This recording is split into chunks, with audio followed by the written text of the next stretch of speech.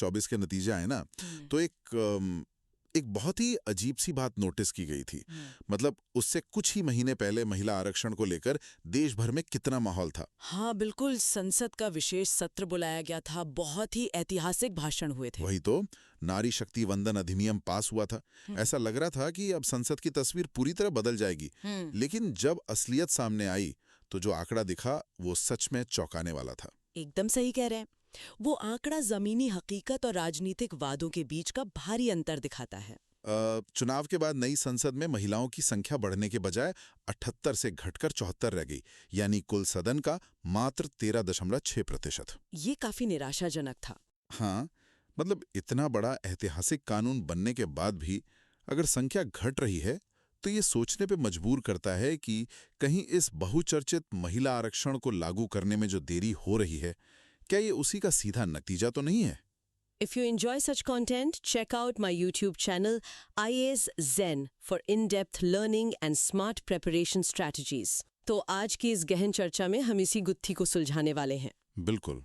और ये चर्चा बहुत जरूरी भी है। हमारे पास जो आज का रिसर्च मटेरियल है उसका मुख्य फोकस इस बात पर है कि महिलाओं के इस 33% आरक्षण को परिसीमन यानी डिलिमिटेशन और जनगणना की प्रक्रियाओं से अलग, मतलब डीलिंक क्यों किया जाना चाहिए। देखिए, इस पूरी बहस को समझने के लिए ना हमें दो बहुत ही महत्वपूर्ण बिलों के बुनियादी ढांचे को समझना होगा। पहला है 131वां संविधान संशोधन विधेयक। अच्छा, ये क्या कहता है? ये बिल भविष्य में संसद की कुल सीटों को बढ़ाकर 850 तक करने की बात करता है, और इसमें एक पेंच है। ये शर्त रखता है कि जब परिसीमन की प्रक्रिया पूरी हो जाएगी, केवल तब महिलाओं के लिए 1/3 सीटें आरक्षित की जाएंगी। और दूसरा बिल कौन सा है? दूसरा है परिसीमन विधेयक 2026। ये बिल 2011 की जनगणना के आधार पर सीमाओं को फिर से तय करने के लिए एक आयोग बनाने का प्रस्ताव रखता है। मतलब सतह पर देखने से तो लगता है कि ये सब सिर्फ संसद में महिलाओं के बैठने की जगह तय करने के बारे में है। हाँ, शुरुआत में ऐसा ही लगता है, लेकिन आर्टिकल्स का गहराई से विश्लेषण करने पर पता चलता है कि मामला इससे कहीं बड़ा है। ये भारत की पूरी लोकतांत्रिक प्रक्रिया और हमारे प्रतिनिधित्व के ढांचे का सवाल है। सही बात है। ये सिर्फ कितनी महिलाएं का सवाल नहीं है, बल्कि वो कब और कैसे पहुंचेंगी का भी सवाल है। लेकिन एक मिनट, मुझे यहाँ थोड़ा पीछे जाने दीजिए। जब हम इस कानून का इतिहास देखते हैं तो एक बात काफी खटकती है। कौन सी बात? 2023 में जो नारी शक्ति वंदन अधिनियम या NSVA पास हुआ, क्या वो हमेशा से ऐसा ही था? क्योंकि मुझे याद आ रहा है कि सालों पहले भी एक बिल राज्यसभा से पास हुआ था। बहुत ही सही जगह पर ध्यान खींचा है आपने। 2010 में जो बिल राज्यसभा ने पास किया था ना, वो 2023 वाले कानून से बिल्कुल अलग था। अच्छा, उसमें क्या अलग था? 2010 के बिल में सबसे बड़ी खासियत यही थी कि वो सीधा और स्पष्ट था। उसमें ये शर्त नहीं थी कि पहले जनगणना होगी, फिर परिसीमन होगा और तब जाकर आरक्षण मिलेगा। यानी अगर वो पुराना मॉडल लागू होता तो उसमें ये सारी शर्तें नहीं थीं?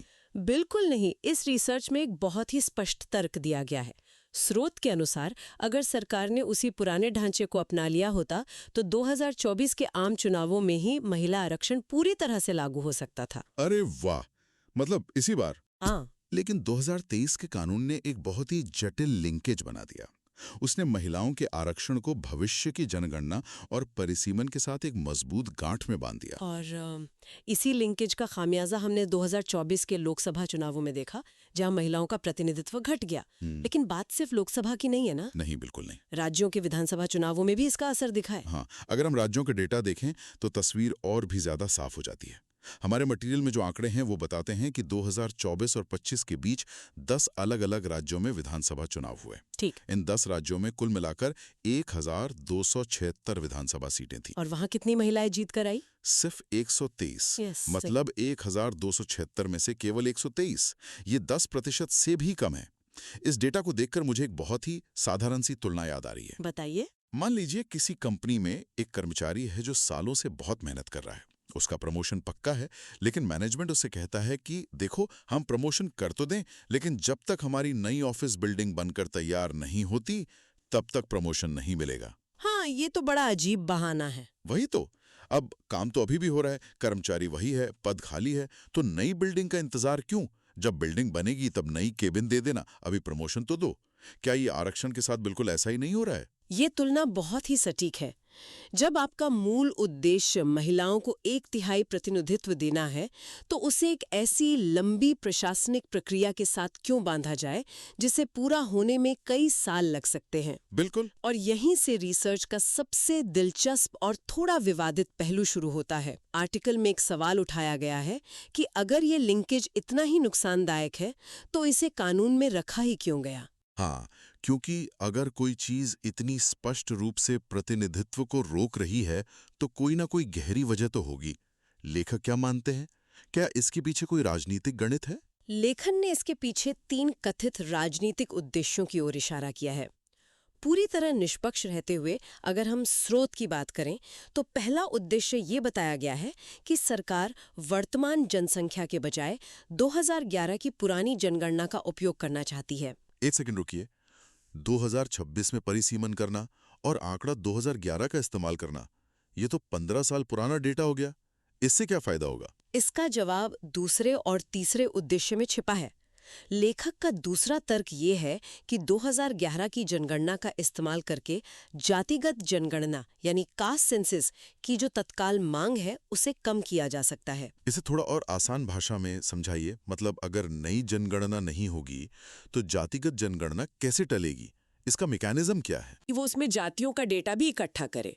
कई दल इसकी मांग कर रहे हैं। हाँ, ये मांग तो काफी तेज है। बिल्कुल, लेकिन अगर सरकार कह दे कि हम परिसीमन के लिए 2011 के पुराने आंकड़ों से ही काम चला लेंगे, तो नई जनगणना करवाने की तुरंत कोई जरूरत ही नहीं बचेगी। और जब जनगणना ही नहीं होगी, तो जातिगत डेटा इकट्ठा करने का दबाव भी खत्म हो जाएगा। ओह, अब समझ आया। मतलब एक तीर से दो निशाने। परिसीमन का काम भी शुरू हो जाए और जातिगत जनगणना के मुश्किल सवाल से भी बचा जा सके। और तीसरा उद्देश्य क्या बताया गया है स्रोत में? तीसरा उद्देश्य, जिसे लेखक सबसे गंभीर मानते हैं, वो है जेरीमैंडरिंग की आशंका।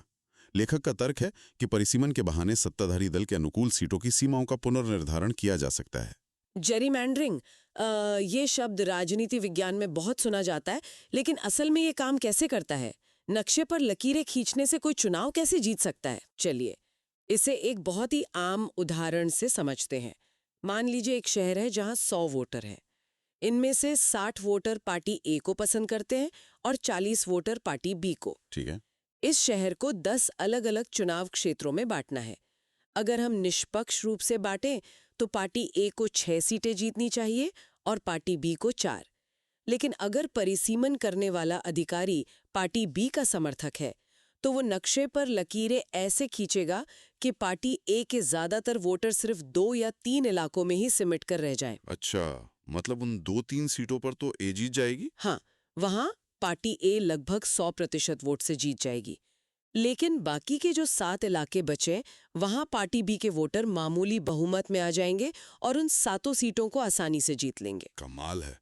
मतलब कुल वोट कम होने के बावजूद सिर्फ नक्शे पर लकीरें चालाकी से खींचने के कारण पार्टी बी ने 10 में से 7 सीटें जीत ली। इसे ही जेरीमैंडरिंग कहते हैं। बिल्कुल, और लेखक यही आशंका जता रहे हैं कि जब परिसीमन की प्रक्रिया इतनी लंबी होगी, तो इस बात का डर हमेशा बना रहेगा कि सीमाओं का निर्धारण राजनीतिक फायदे के लिए किया जा रहा है। लेकिन यहाँ मैं थोड़ी देर के लिए डेविल्स एडवोकेट बनना चाहूंगा। हाँ, बताइए।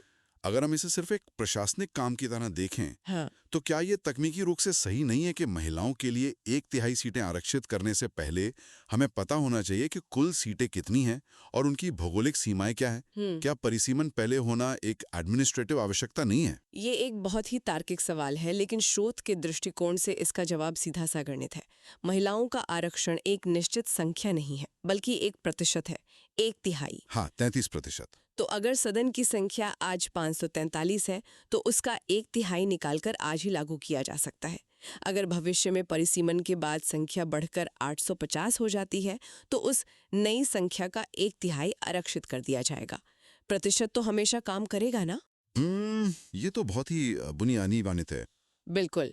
लेखक का तर्क यही है कि इस गणित को सुलझाने के लिए सीटों के बढ़ने का इंतजार करना महज एक बहाना है, और इसी बहाने के जरिए महिला आरक्षण को अन्य राजनीतिक प्रक्रियाओं के पूरा होने तक बंधक बना लिया गया है। By the way, on ISN, I regularly share detailed videos, notes, and strategies that can really help you understand topics better. तो ये जो बंधक बनाने वाली बात है ना, ये काफी सोचने पर मजबूर करती है। हाँ, क्योंकि इसका असर बहुत व्यापक है।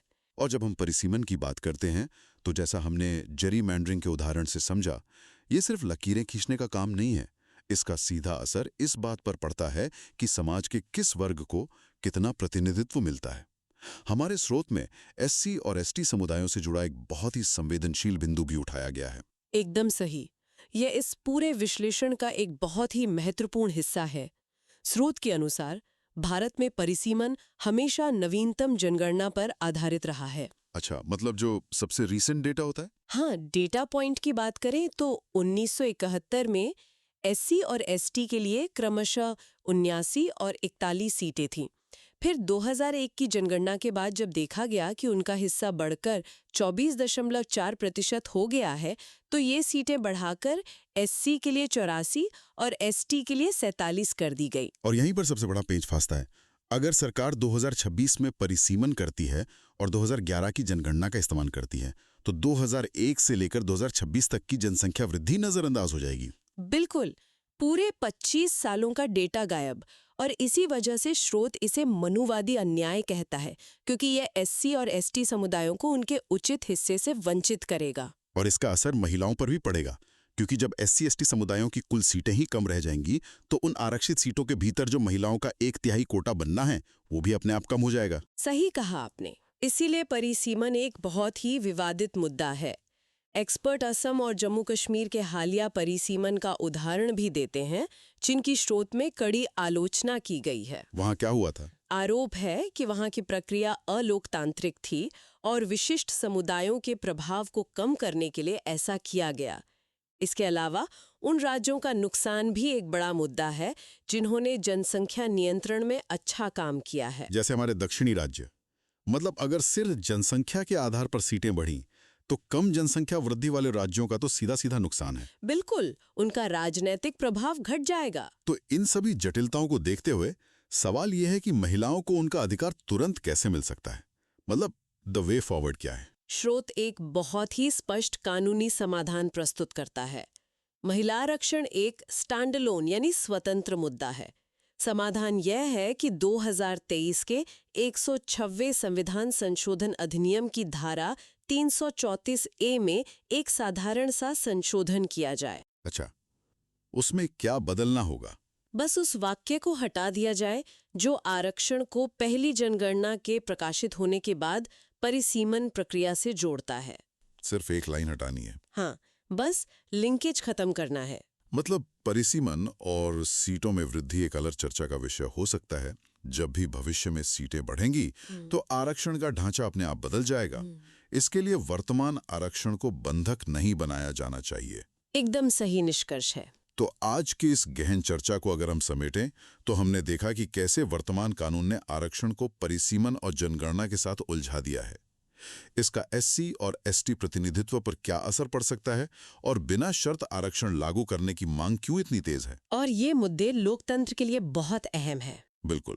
अब अंत में एक विचारोत्तेजक प्रश्न के साथ मैं इस चर्चा को विराम देना चाहूंगा। अगर लोकतांत्रिक प्रतिनिधित्व का असली उद्देश्य समाज के हर वर्ग को समान रूप से सशक्त बनाना है, तो क्या हमें ये नहीं सोचना चाहिए कि क्या प्रशासनिक प्रक्रियाओं जैसे परिसीमन को कभी भी बुनियादी राजनीतिक अधिकारों को टालने का उपकरण बनने देना चाहिए? ये सोचने वाली बात है। Don't forget to explore IAS Zen on YouTube for more ऐसे ही स्मार्ट कंटेंट।